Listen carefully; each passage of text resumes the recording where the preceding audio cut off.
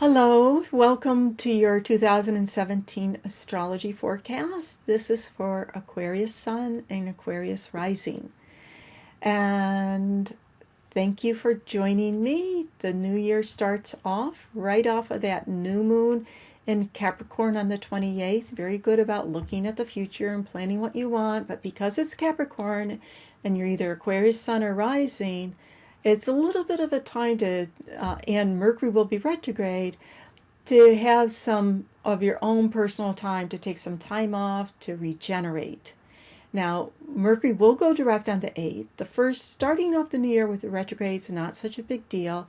It just means people might take some work, might not be back to work the first thing after the new year, or their mind might not be into it. It could be a little slow, but starting at the 8th, all the planets are moving direct, and that is very powerful time where things move forward. In February 10th, we have the lunar eclipse, right? So it's from Aquarius Sun, full moon, to the moon in Leo. This is very important for you because it's in your sign, right? And it's between you and others. The moon in Leo is activating this intuition, this knowledge, this information that will come to you about, are my relationships in my life in balance? And because the 4 Mercury retrogrades this year, 3 of them are in earth signs, they're highlighting your intuitive sectors of your chart. Listen to your intuition as much as the intellect, that your intuition is part of the branch of intellect for you this year, very strongly. Now, February 26th, the solar eclipse is in Pisces. And that solar eclipse, it connects back to the last solar eclipses that we had for the last year and a half between Virgo and Pisces. It's in your what's called your money sector, your money house.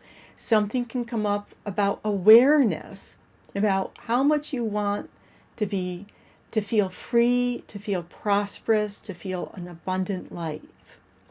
And also with this, in February, we do have Jupiter going retrograde at a very special degree. It's a prominent degree in the sky that represents fortune. And it will go retrograde. Jupiter will go retrograde on the 6th. And remember, we had the lunar eclipse on the 7th. And because, even though this is between the eclipse itself, the lunar eclipse is between what do I have and what do I have people in my life that are in balance, that are in harmony with where I want to go? Or do I feel pulled by relationships? And finding that nice equilibrium of balance. So even though that is the message of the lunar eclipse, because Jupiter is at this very important part of the zodiac, which represents prosperity, and the next solar eclipse is in your house of abundance and finances. This month you could be thinking about your financial future in terms of being able to be free enough to do the things that you want to do. Part of it includes travel. So if you travel can be little travel, big travel, or expansion. It also represents knowledge. So having the money, having the abundance, and sometimes it's time to do the things that expand your world. Now, March is a busy month. We start off with Jupiter opposite Uranus. That energy, a lot of the vibration of 2017 began with these aspects happening at the end of 2016, and they're unfolding through 2017. And these major aspects in 2017, 9 out of 13 are with Jupiter, which means that the year should be easier than it's been the last previous year, where the combinations have been more difficult between the planets. Okay, so March, Jupiter-Uranus opposition, what does this mean for you? It's going back to wanting freedom to travel, wanting freedom to learn, wanting freedom to share your ideas with other people, And it also can mean something might come up around a vehicle sometime in 2017 where you know that sooner, you might have to be replacing your vehicle, or you just want to change something about the mode of travel that you're taking and making arrangements about travel. Now, also in March, this is another reason why March is a busy month, is Venus is going retrograde. And Venus goes retrograde in the sector, it's called a house, of communication for you. And Venus retrograde for the planet is, let's rethink relationships and what we love, yes. But because it's going retrograde in a sector of your chart that represents communication, then you could hear from people that you've been, are friendly. You could hear back from them. I haven't heard from you for a while. But it also represents getting back in touch with that which you want to learn, because it is one of the learning houses, and communicating things in a way that make, where you can get agreement, basically communicating in a way where you can get agreement. And if you work in an environment or in a company where you have to do a lot of memo type of stuff, be extra, even though Mercury's not retrograde, Venus is retrograde in that house of communication for you. Just be really clear that, you could totally understand what you're trying to communicate, but they may not get it. So there might be a way you have to kind of tweak it so you can get other people to get on your side and get with how your plan, how to proceed with something. Now, also in March, we have Jupiter again, the planet, the benefic opportunity planet, connected with Pluto. And Pluto wants big things. I want something big. I want to make a difference. I want something that's meaningful.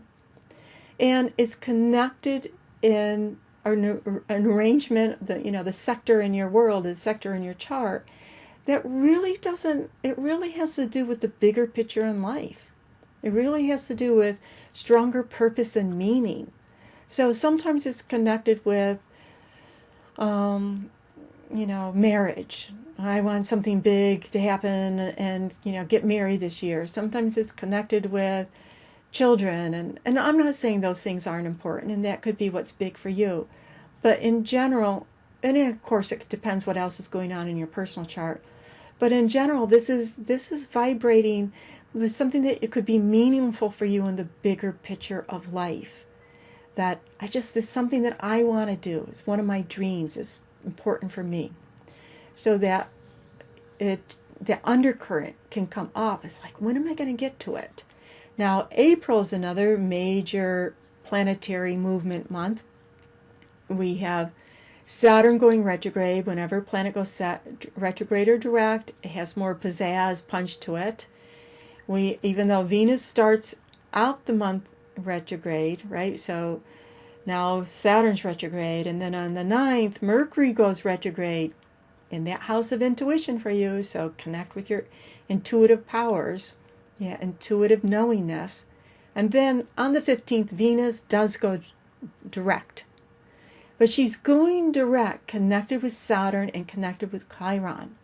So this direct motion with Saturn and Chiron is making a serious decision about something that's meaningful, important to you, that you care about, Venus, that can offer some type of a healing. It may be about relationships from the past that were wounding, and you're finally like, okay, I've learned from this, and I'm moving forward from it. And also, to you, how it's connected in your chart, it really can have to do with friendships. What friends do I want to stay connected to? What friends are healing for me? And a movement to move, okay, now we can make plans, we can move forward. And for another reason, it's also connected with your prosperity, your abundance factor. So what can I do in order for me to feel freer, share my gifts with the world, and be compensated for that? And there may be a place where you felt wounded because of that. Your company doesn't recognize your value and you feel wounded by that. But this is a movement forward. where through that communication, something can be healed and you can move forward.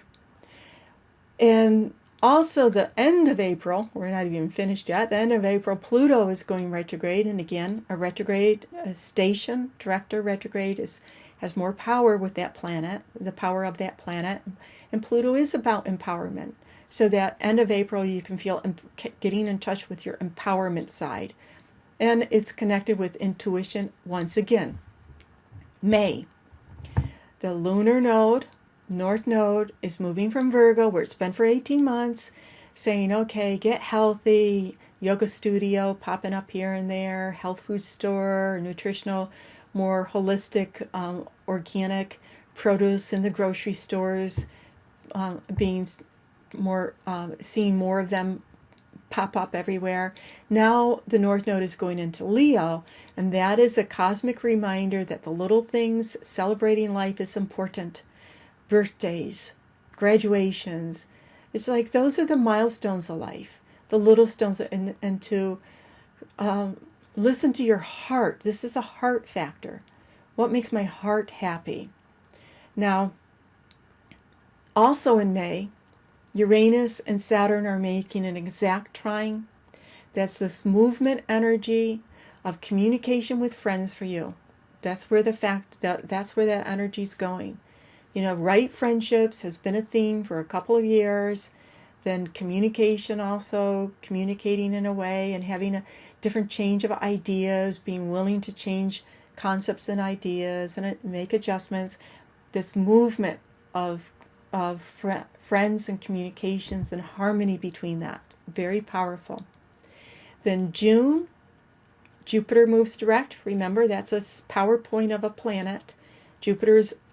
It represents opportunity and good luck and fortune, and it does suggest that you might be making some plans to travel. If not, you're traveling, or you could be traveling at that time. And then we slide into August. August is the other eclipse month. The planet Uranus, which is disruption and change and unexpected things happening, is stationed, powerful again, at the beginning of August. And so it just can be this sense. And Uranus is your modern ruler, right? Saturn was the traditional, Uranus is your modern. So you could feel like, I want something different. I want to go someplace. I want to do something different. I want to experience more in life, meet more people, whatever it is. And then we have that lunar eclipse. This is your full moon in August on the 7th. And it's an eclipse. And that is just highlighting, I want my life. And I want the right people in my life. You know, that partner, is it in balance? Me and them is an opposition between you and others. I want that in balance, and that strong Uranian energy about, bring me a surprise life, let it be good, but bring me some excitement, bring me something different. Now, part of you might not want anything because Aquarius is a fixed sign, but if life gets too dull, there's an inner side, and that's another reason why this intuitive sector keeps coming up under the Mercury retrogrades, which again, it's Mercury's retrograde in August 12th, is so important to listen to, because if there's a part of you that, no, I want everything stable and the same, and I want to be able to be in control and in charge and know what's going to happen, but there's an inner side of you that's bored to death, then the universe is going to bring you a surprise change just to shake things up, because you're meant to, your life path is meant to explore different things. Okay, now, the solar eclipse in August is on the 21st. And again, it's in your house of partnerships. So there can be a change or something that you become aware of with other people. It's not necessarily, you want it doesn't have to be a romantic relationship. It can be anybody. It could be somebody you work with that they decide to quit. They do something different, but there's an awareness that, there's change with other people going on. And sometimes it inspires you to make changes too. September, Mercury goes direct, and it goes direct from the fire sign. So they start in the earth, they go dip back into the fire, which is inspiration, and it lights a fire under you to make some changes. And then in September, we have that, the last, Jupiter-Uranus opposition about movement in life, opportunity in life to know and do different things and to travel. And then Pluto goes direct. Remember, the direct is strong. The empowerment energy, feeling empowered to move forward. And it's also a focus time to get really focused on something important to you. October 10th, Jupiter moves into Scorpio. So all of this preparation, learning, ideas, exploring, opening up to new thoughts and opportunities. Then the planet of opportunity, Jupiter, moves into your career sector. So work, there will be opportunities for you to change your job if you want that, or to be seen or recognized more in your work, or sometimes it's just you have a little more freedom in work. You know, they're not sort of micromanaging you, which you're an Aquarian, that doesn't work for you anyway. And so you just have a little bit more freedom, maybe more flexibility in hours, that type. So prepare for, this is the preparation if you want a new job. 2007, first 10 months is that preparation, because Jupiter will be in Aquarius. Once Jupiter moves into a new sign, it's there for a year. November 11/11, we have the exact Saturn-Uranus trine again. It will be in, you'll feel it the whole month, and that's that movement energy, and it's the last one, because Saturn in Sagittarius, it's shifting, it's going to go into Capricorn. So this movement of harmony and communication in friendships and really connecting with others in a way that you really feel a mind connection. And then December comes. It starts with the Mercury retrograde, and Mercury's now in a fire sign. And so that Mercury retrograde in Sagittarius, where Saturn is, house of friendship. So friends could be getting back together with friends. Of course, it's December, the holiday time coming around. But there's this really strong preparation time, and releasing time, as by the 22nd of December, Saturn, of course, the sun goes into Capricorn, and then this is the big deal, Saturn goes into Capricorn, so which it will be there for the next 2.5 years. But Jupiter and Saturn are in an angle with each other that represents preparing for a new beginning that happens in 2020. So not only is the end of 2017 setting us up for the energy of 2018, such as the end of 2016 is setting us up, is giving a precursor, a little hint of what 2017 will be. To the end of 2017 is giving us a hint not only for 2018, but all the way to 2020, which is a huge year because Jupiter, Saturn, and Pluto will all be together in Capricorn. Thank you for watching, tuning into the video. And you know, there's a watch later button on the upper left-hand side of the YouTube thing. And you may want to check that, because then, you know, when March and April come along and all this energy is bouncing around, it's easy to find it again and say, oh, what did she say about this? And, you know, just kind of check back and remind yourself of, oh, this is how to use the energy here for me to be able to manifest and what I want in my life. Have a great new year. Happy new year. And may it be filled with plenty of joy and prosperity and health. Thanks.